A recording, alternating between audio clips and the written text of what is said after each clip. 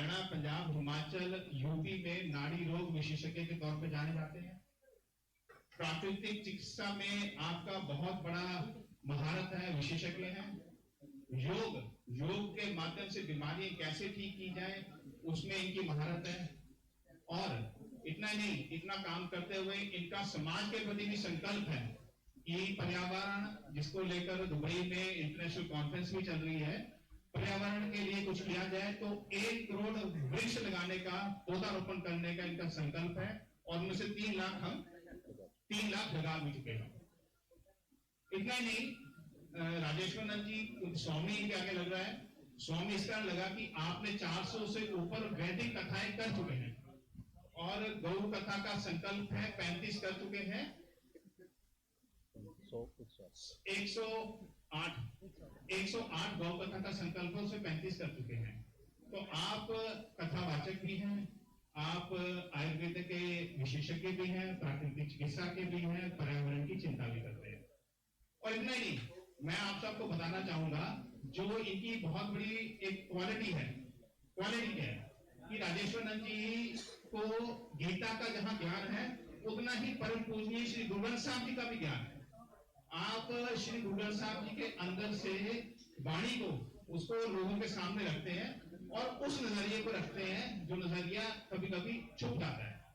इतना ही नहीं, आपके पंजाब के अंदर, मतलब महाराज जी के हरियाणा में कम प्रोग्राम होते होंगे, पंजाब के गुरुद्वारा साहिबों के अंदर बहुत ज्यादा इनके कार्यक्रम होते हैं। तो आज स्वामी राजेश्वरनंद जी हमारे बीच में हैं और स्वामी जी हमसे बातचीत करना चाहेंगे। कुछ नया यहाँ करने का प्रयास कर रहे हैं, वो आपकी जानकारी में लाएंगे। मुझे लगता है कि जो इन्होंने नया उद्यम करने जा रहे हैं, नया प्रयास करने जा रहे हैं, अगर वो सफल होता है तो अंबाला जो है आने वाले 10-12 वर्षों में इंटरनेशनल मैप के ऊपर अध्यात्म के लिए, योग के लिए और उपचार के लिए जाना जाएगा। मैं स्वामी जी से निवेदन करूंगा कि पत्रकार वार्ता शुरू करें।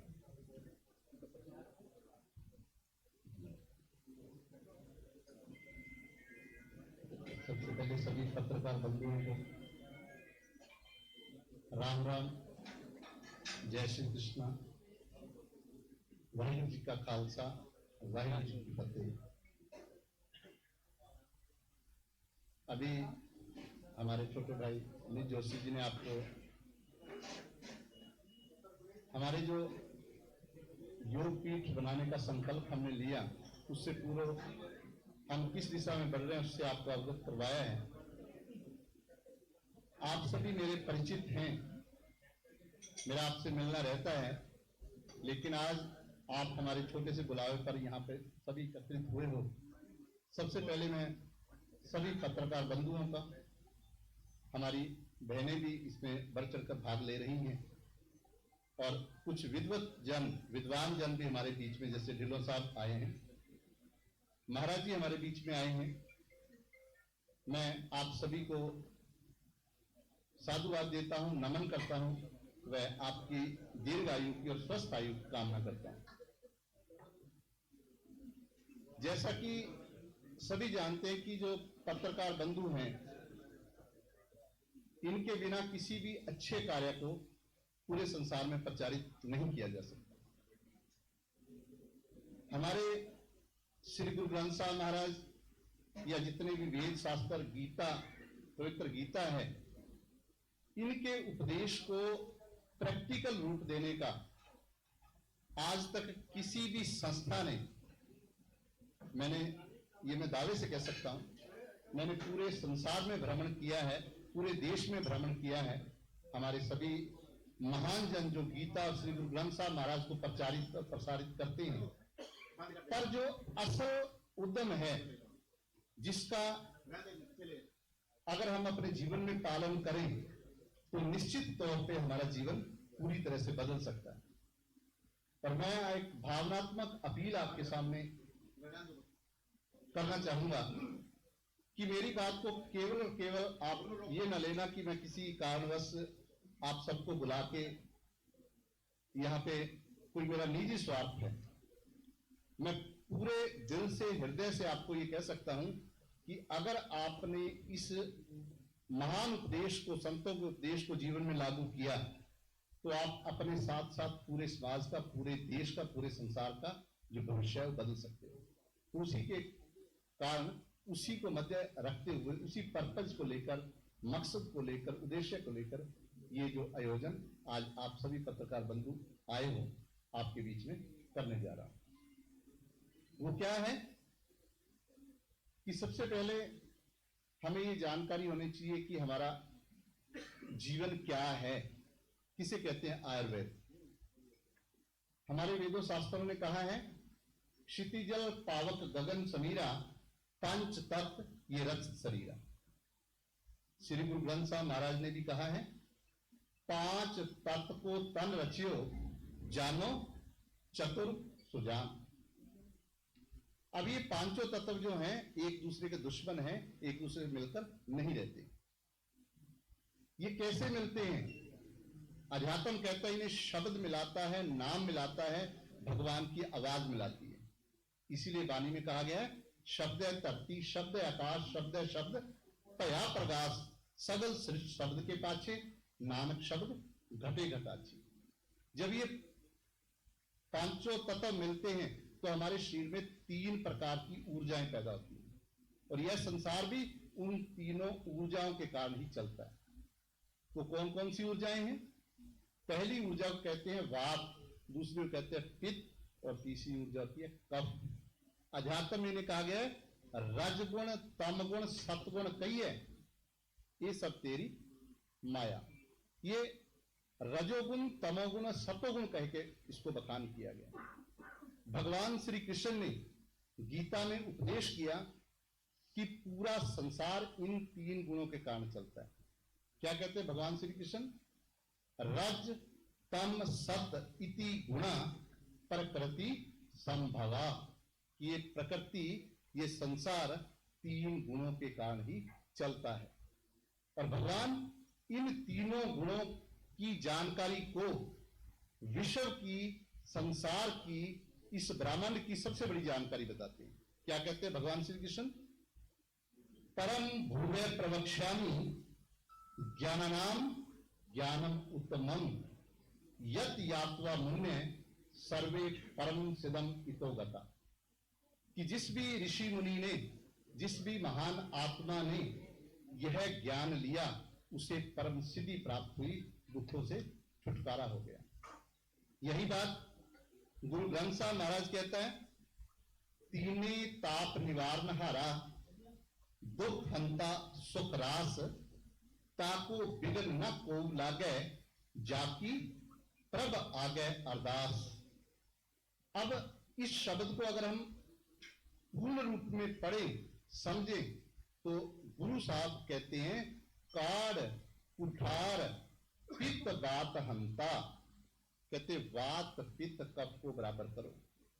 अगर शरीर का कल्याण करना है और अगर आत्मा का कल्याण करना है, औखद हर को नाम। फिर हम प्रभु के नाम से, उस वाणी से, उस अनंत शब्द से जुड़ जाएं। लेकिन दुख का विषय जिसको लेकर मैं पूरे संसार में प्रचार करना चाह रहा हूं, बढ़ रहा हूं, वो ये है कि हम श्री गुरु ग्रंथ साहब महाराज को माथा टेकते हैं और कहते हैं, मेरा वैद गुरु गोविंदा। हम श्रीमद् भागवत गीता का पूरे संसार में प्रचार करते हैं, लेकिन जब शारीरिक कष्ट आते हैं, मानसिक कष्ट आते हैं, या आध्यात्मिक उन्नति नहीं होती है, तो हम कहां जाते हैं? हम केमिकल, ड्रग्स और पॉइजन जैसी जो औषधियां हैं उनका सेवन करते हैं। इसलिए वाणी में कहा गया है, अमृत छाड़ बिखे बिख खाए। अब क्या है अमृत? सांसारिक तौर पे क्या है? किस प्रकार जीवन को प्रबुद्ध करना है?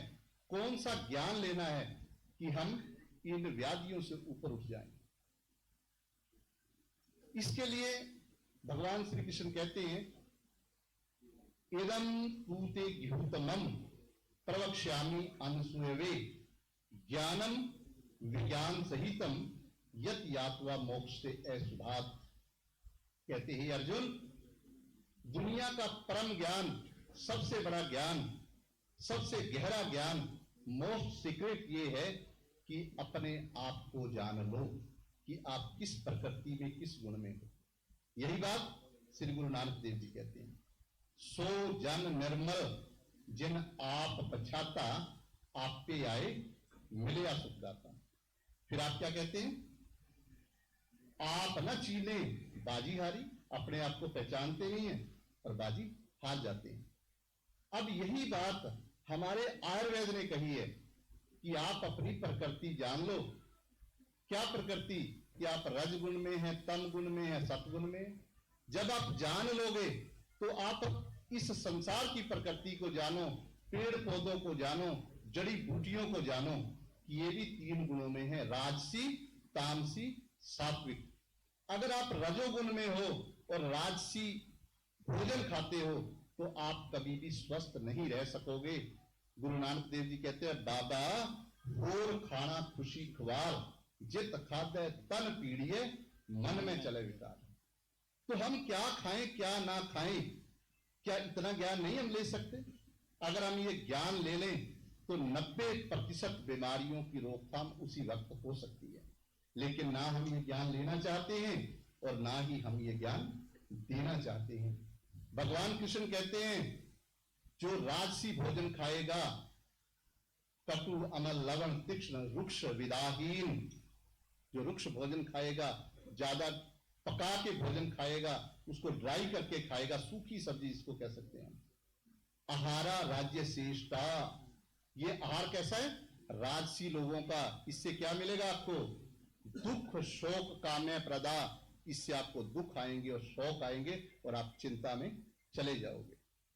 तो क्या खाओ? कितना सुंदर लिखते हैं भगवान कृष्ण। लेकिन हम गीता रोज पढ़ते हैं, अभी हमारा गीता पर्व आ रहा है, गीता जयंती बनाएंगे, लेकिन भगवान का इस संदेश शायद ही कोई समझ पाए। अगर आपने इस शरीर को निहाल करना है तो ये संदेश, ये श्लोक आप घर घर पहुंचाओ। क्या कहा भगवान ने? आयु सत्य बल आरोग्य सुख प्रीति विवर्धना, कि अगर आप आयु बढ़ाना चाहते हो, सुख लेना चाहते हो, प्रीत लेना चाहते हो, बलवान होना चाहते हो, रोगों से बचना चाहते हो, तो क्या खाओ? रस्या सनिग्धा सथिरा आहारा हृदय सात्विक प्रिया। कहते ये ऐसा आहार है जो आपके शरीर में स्थिर होकर आपको इन सभी दुखों से बचा के सतो गुण में ले जाएगा। तो हमें क्या खाना है? रसदार ताजे फल, ताजी सब्जियां, और साथ में क्या लेना है? घी, गाय का घी। ये बात श्री गुरु ग्रंथ साहब ने भी कही है कि गाय का घी खाना, सनिग्ध चीज खानी बड़ी पवित्र होती है। इसके बिना भोजन पवित्र नहीं हो सकता। क्या कहते हैं भगवान श्री कृष्ण? इसी बात को गुरु ग्रंथ साहब महाराज कहता है, अन्न देवता, पानी देवता, बसंतर देवता, लूण पंजमा पाया किरत ता होया पाक पवित्र। कि आपका भोजन जैसी आप घृत डालोगे, घी डालोगे, पवित्र हो जाएगा। लेकिन आज हमें कोई डॉक्टर साहबान बोल देते हैं कि घी नहीं खाना है, हम छोड़ देते हैं। लेकिन उसके पीछे भी कारण है कि हमारे सभी प्रकार के खाद्य पदार्थों के अंदर मिलावट हो गई है। हमने शुद्ध घी